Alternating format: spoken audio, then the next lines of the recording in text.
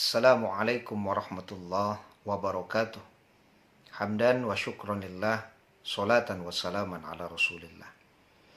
Qala Allah Ta'ala fil Qur'anil Karim, a'udzu billahi minasyaitonir rajim.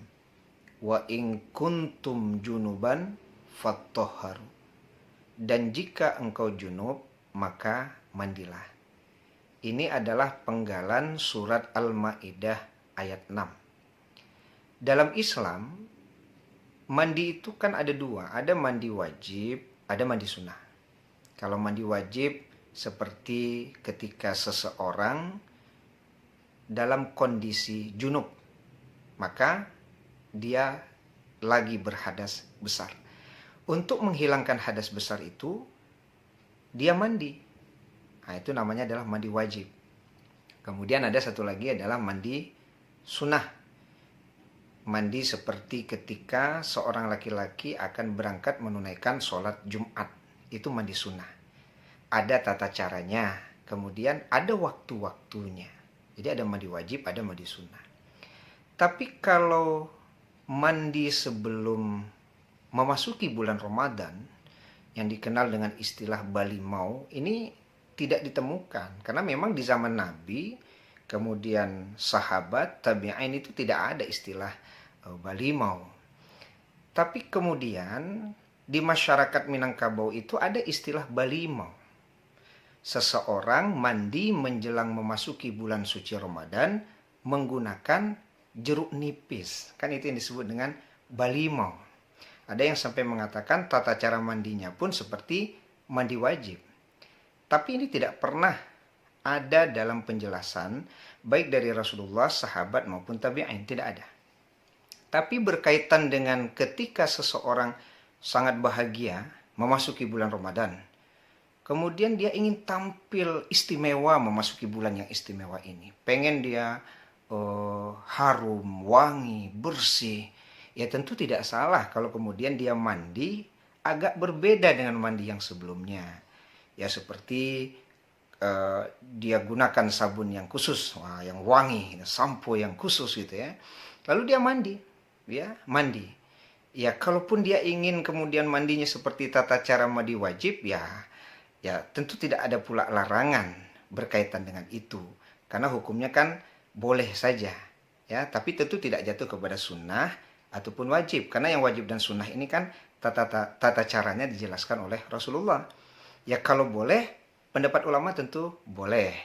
Ya kalau dulu karena belum ada sabun, belum ada sampo, maka ya supaya badan itu wangi, harum ya, kemudian tidak memunculkan bau yang api yang tidak enak, maka ya mereka menggunakan apa? Jeruk nipis. Karena jeruk nipis itu kan memang bisa membersihkan ya, daki-daki, kotoran-kotoran. Kemudian juga menimbulkan bau yang wangi. Ya, jadi kalau mandi yang seperti ini hukumnya tentu boleh. Dulu karena kamar mandi itu belum ada di rumah kita, sehingga orang itu mandinya di pincuran nagari gitu kan, di batang-batang air gitu ya. Ya tentu tidak jadi masalah karena memang kamar mandi belum ada. Cuman persoalannya sekarang itu kan mandi itu jadi dijamaahkan gitu. Mandinya jadi ramai-ramai gitu. Ya, di lubuk-lubuk ya, di batang air ya, di sungai-sungai itu mandi ramai-ramai gitu kan. Ya, sehingga akhirnya apa? Di sini kan ada ikhtilat ya, campur baur antara laki-laki dan perempuan. Sehingga tujuannya itu tidak lagi membersihkan badan ya dari kotoran, tidak kemudian saking bahagianya menyambut Ramadan ingin tampil bersih, wangi dan harum gitu. Ya, lebih kepada ya apa ya? Mandi-mandi gitu ya, ramai-ramai. Padahal malamnya itu kan mau sholat tarawih, malamnya itu akan sholat tarawih. Coba bayangkan, malamnya akan sholat tarawih, sorenya mandi-mandi, bercampur baur antara laki-laki dan perempuan, ya. Kemudian akhirnya apa? Nanti capek saja di perjalanan, sehingga pas malam pertama bulan Ramadan itu capek, ya. Latih badan gue, Bali mau jauh tadi, kalau Bu Min turun, nah, jauh Bali mau. Akhirnya badan kita capek. Dan ini tidak pernah diajarkan ada mandi-mandi bersama-sama seperti itu. Nggak ada gitu. Ya kalaupun dimaknai ada balimau, tentu kalau seperti yang kita bahas di awal tadi bahwa dia sekedar mandi, ya kalaupun tata caranya seperti tata cara mandi wajib itu kan juga tidak dilarang, hukumnya boleh. Ya supaya dia wangi, kemudian dia mandi di tempat yang tertutup yang tidak dilihat oleh orang gitu ya. Nah, itu tentu hukumnya boleh ya. Ya, mengekspresikan kebahagiaan kita dengan masuknya bulan suci Ramadan. Tapi kalau sudah rame-rame di sungai-sungai, di lubuk-lubuk, coba bayangkan. Ya, ikhtilat campur baur laki-laki dan perempuan. Nanti yang perempuan itu mandi menggunakan busana, tetap dia tertutup. Tapi kalau sudah basah pakaiannya, tentu ini tidak patut ya, tidak patut terjadi. Kenapa? Karena kalau perempuan itu sudah basah tubuhnya walaupun berpakaian, tentu akan menampakkan lekukan-lekukan tubuhnya. Coba bayangkan ya, mata-mata yang memang sulit untuk menghindar dari pandangan-pandangan yang seperti itu. Kemudian yang perlu dipahami bahwa makna balimau, ya balimau itu kan tidak sebatas kemudian membersihkan badannya, karena ada juga yang mengatakan bahwa balimau itu kan nanti datang ya, umpamanya kita datang ke rumah kakak kita ya, sebagai seorang adik gitu ya. Kemudian anak datang ke tempat orang tuanya ya, sebelum memasuki bulan Ramadan.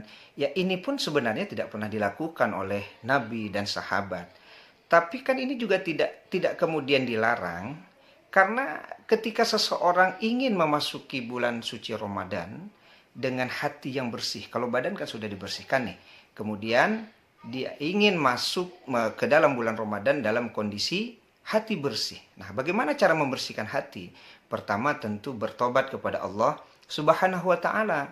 Kemudian yang kedua bagaimana? Tentu memperbaiki hubungan dengan sesama manusia. Jangan sampai kemudian memasuki bulan Ramadan tapi masih ada kebencian kita kepada saudara kita, kedengkian gitu ya.